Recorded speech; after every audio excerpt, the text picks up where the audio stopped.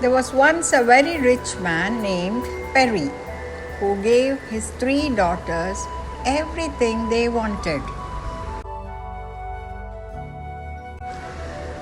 "Bring us rubies and silks from the market," demanded Sophie and Mary, his eldest daughters. "Oh, and a satin dress and pearls." Perry turned to his youngest daughter. "Do you want anything, Beauty?" he asked. "May I have a rose?" asked Beauty. "They always seem to die in our garden." "I wonder why," said Mary. "It's a mystery," added Sophie, "and such a shame when you love them so much." Perry waved goodbye to his daughters and galloped away on his sleek white horse. As he rode, a thick fog filled the air. Perry couldn't see the path ahead or even his horse below him. He went on blindly until suddenly the fog rolled back to reveal a towering castle. Perry gasped, "Where am I?" The horse's hoofs clattered up to the castle gates. They opened before him with a ghastly creak. Perry rode into a courtyard. As he raised his hand to knock on the castle door, it swung open. "Hello," he called. No one answered. He tried again. "Hello," but Perry only heard his own voice echoing off the stone walls. "Is anybody there?" "What's going on?" he murmured, his heart beating faster. Then a mouth-watering smell made him forget his fear. Perry followed his nose to an enormous feat. He sat down nervously. "Where are the guests?" he said to himself. A full plate floated over to him, and he cried out in surprise. But he was cold and starving, and the food smelled so good. "I hope no one minds," he thought, picking up a silver fork. Invisible hands poured him rich, sweet wine. Feeling full and tired, Perry rose from the table. Instantly, a bed appeared before him. Perry was too exhausted to question it. He just lay down and fell fast asleep. He woke up in a beautiful bedroom. A pile of clean clothes sat on a seat by the bed. They were just his size. "I must find the owners and thank them," Perry thought, and set out to search the castle corridors. Invisible hands opened all the doors, but he couldn't find a single living person anywhere. Perhaps everyone's outside, Perry wondered. In the garden, he found a beautiful rose bush. As he sniffed the blooms, he remembered his promise to Beauty. "No one will miss one rose." The instant Perry plucked a flower, a huge shadow fell over the rose bushes. He spun around, clutching the bloom to his chest, to see a hideous creature before him. Its eyes glittered fiercely. Before Perry could cry out, it grabbed him and pulled him close to its angry face. "How dare you steal from the beast?" demanded the terrifying creature. "I gave you food and shelter, and this is how you repay me, thief!" "I'm so sorry," said Perry, trembling all over. The beast glared at him and gave a low growl. "I'll pay for the flower," cried Perry desperately. "Yes, You'll pay, said the beast. You'll pay with your life. Please don't harm me, begged Perry. I just wanted a rose for my beauty, for my daughter. Daughter? The beast fixed his burning eyes on Perry. I'll let you alive if you send beauty to me. If she refuses, you must return in a week to meet your fate, he declared, or I'll come after you. I can't risk Beauty's life, Perry thought. With a heavy heart, he told the beast he would return.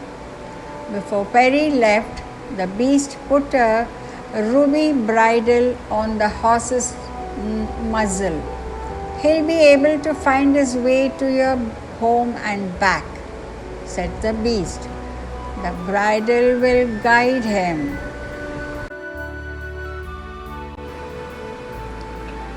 I'm home, called Perry.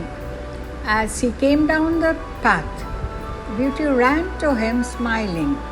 How was the trip? Fine, said Perry. He couldn't bear to tell her the truth. As the week passed, Perry grew thin and pale. What's wrong, father? Beauty asked. Nothing, he replied. Please don't worry about me. That night, Beauty thought she heard him crying.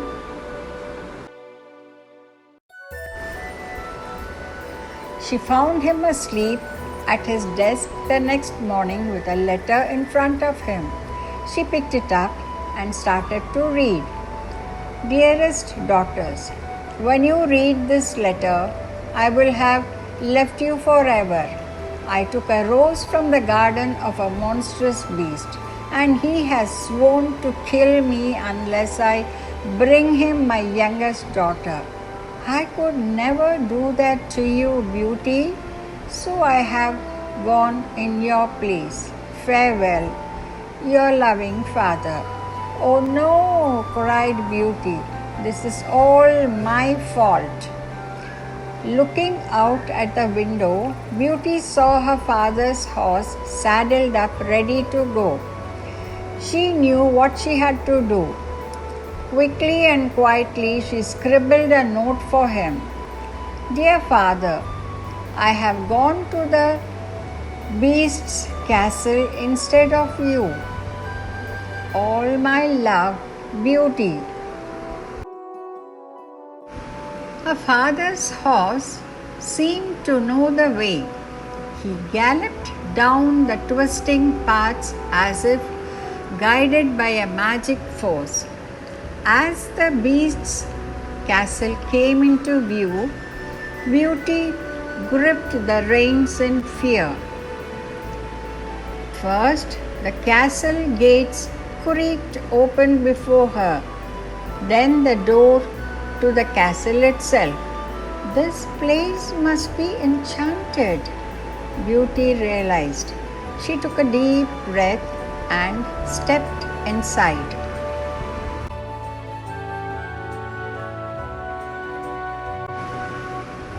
Beauty tiptoed down a long and dusty corridor until she found an open door. It led into a sweet-smelling garden.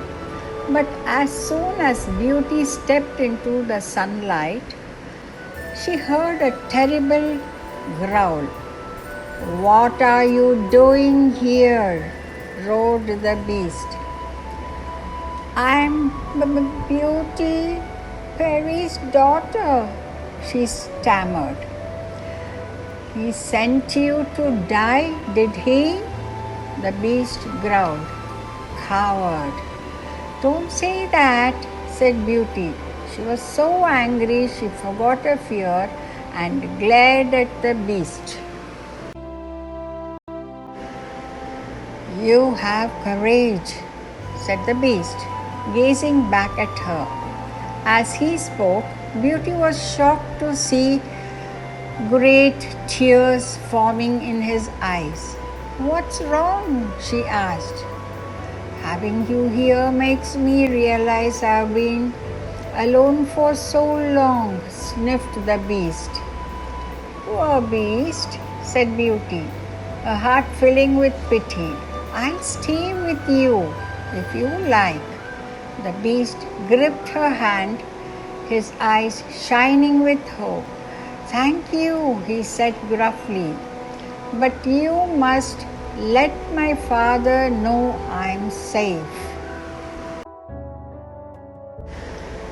The beast strode out to the courtyard and tied a note to Peri's horse, then sent it on its way.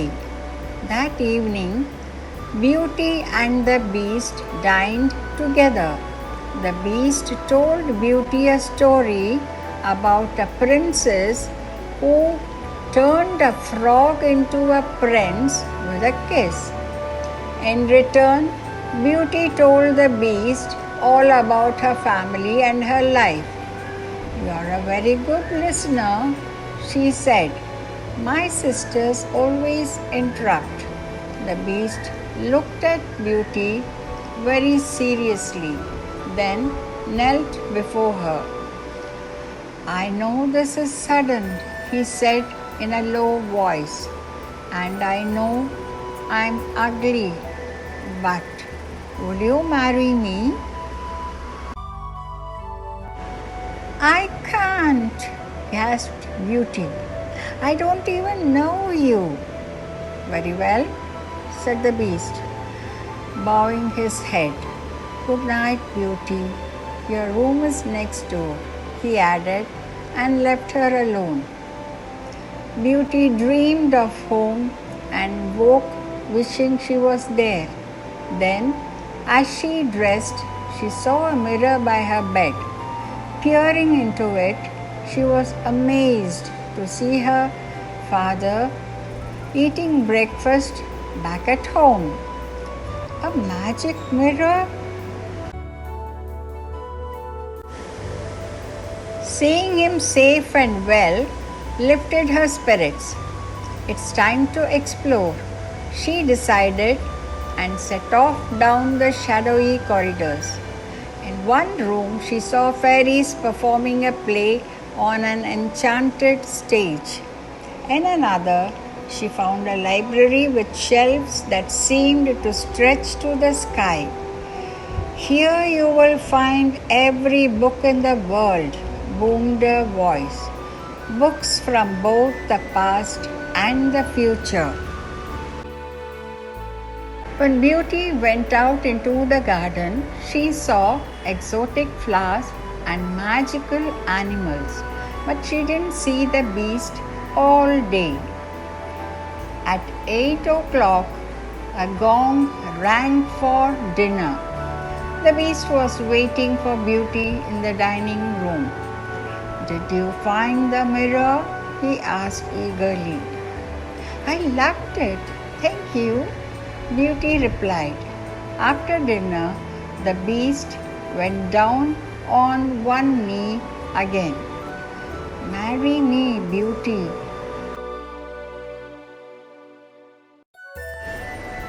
Beauty sighed. "I'm sorry, beast. You're very kind, but I don't want to marry you." "I thought that might be the answer," said the beast sadly, and left her alone. That night, Beauty had a strange dream. She was dining with a handsome prince. "How can you bear to look at that ugly beast?" he asked. "He's not ugly inside," said Beauty. "But he's a monster," said the prince. "How could anyone love a beast?" Beauty woke up to the sound of birds singing. The prince from her dream had vanished. Is that all he was? A dream? Beauty wondered. She spent the day wandering from room to room. The castle seemed empty without the beast beside her. Beauty was trying to choose a book from the library when she noticed a portrait. She couldn't believe her eyes. It was the prince from her dream.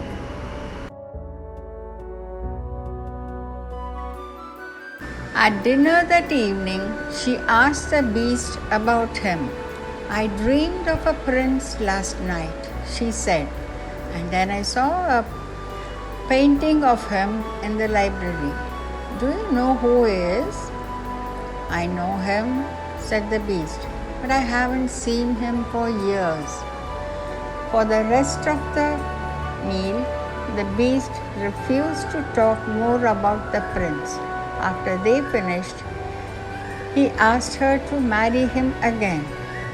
"I like you, but I don't love you," Beauty said softly. "I'm sorry, but I won't marry you." The beast sighed and said good night. The next morning, Beauty watched her family in her mirror. She missed them more than ever. At dinner that evening, she hardly ate a thing. "What's the matter?" the beast asked her with a worried frown. "I'm homesick," said Beauty.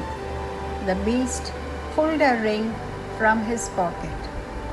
"Oh, beast, I still won't marry you," she said quickly.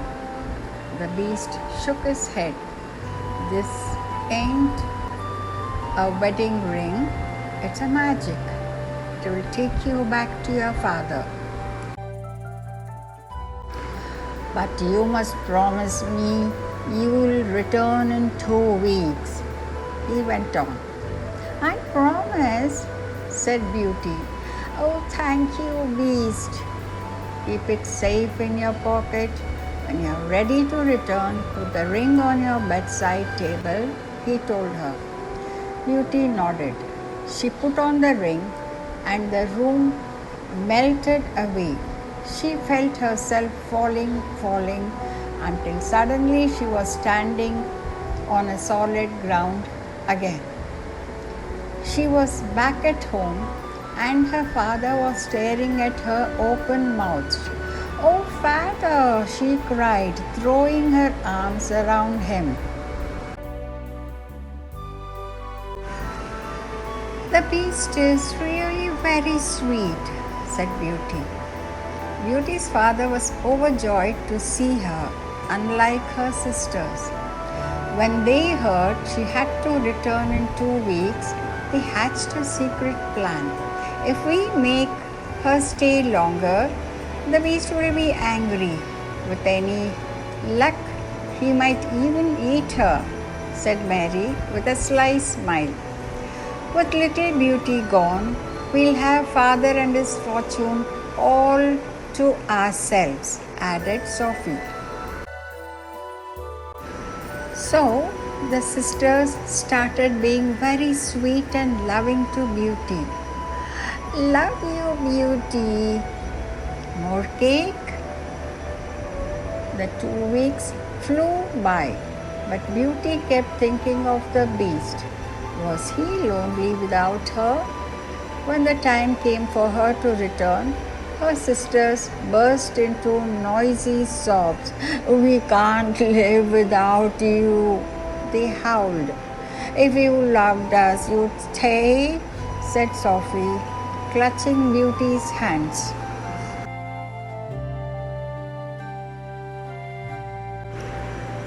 Reluctantly, Beauty stayed until one night.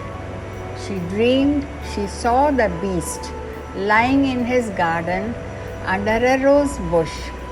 Beauty woke with a start. Something is wrong, she realized.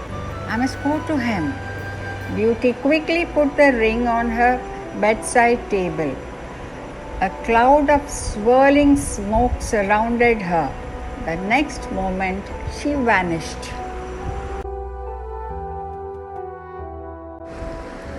Beauty was back in the garden. The beast was lying under the rose bush just as in her dream. Oh no, beast, whispered Beauty, kneeling down beside him. The beast struggled to open his eyes. Is that you, Beauty? He asked. I'm dying. No, cried Beauty, horrified. Why? What happened? She stroked his velvety face and kissed him. You can't die, please, beast. I love you. Don't die.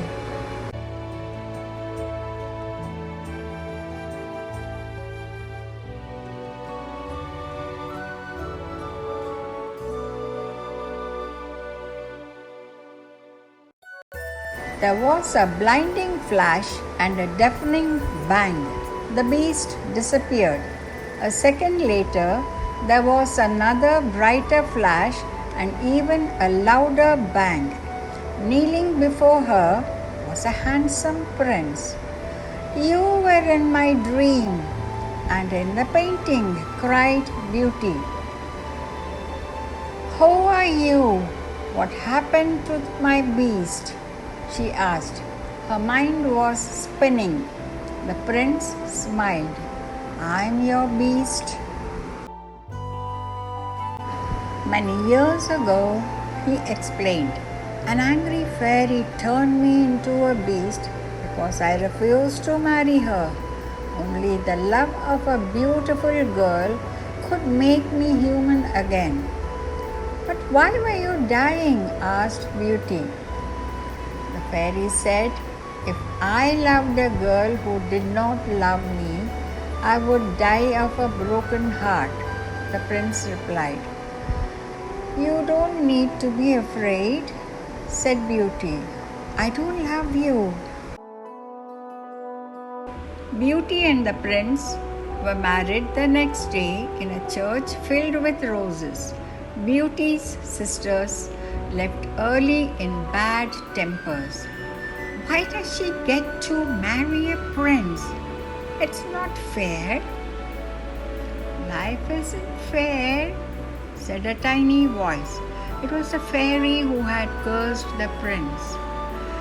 Your sister broke my spell, she said. But at least I can give you exactly what you deserve. What? Yelped the sisters. As you have hearts of stone, the fairy declared, waving her wand. That's what you will be forever. Then, feeling much better, she flew off to steal some wedding cake.